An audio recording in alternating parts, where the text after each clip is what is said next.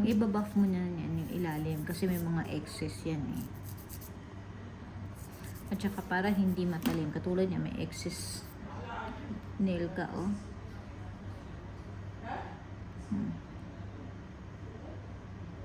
Tanggalin natin.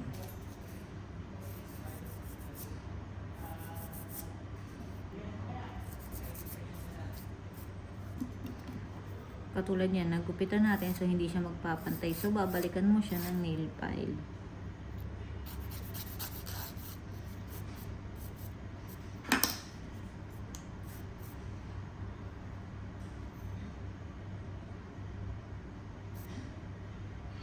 Kasi kailangan makikita ng client na malinis ang paligid.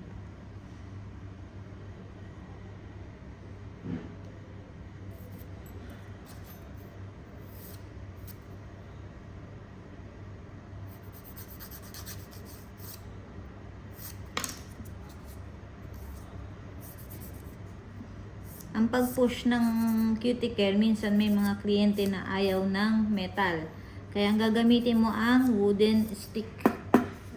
Yung wooden, wala ako sa wooden, naiwan ko eh. Wooden stick.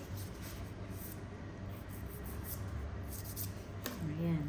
Tapos, alcohol uli. Pagkalagay ng alcohol, saka mo tatanggalan yung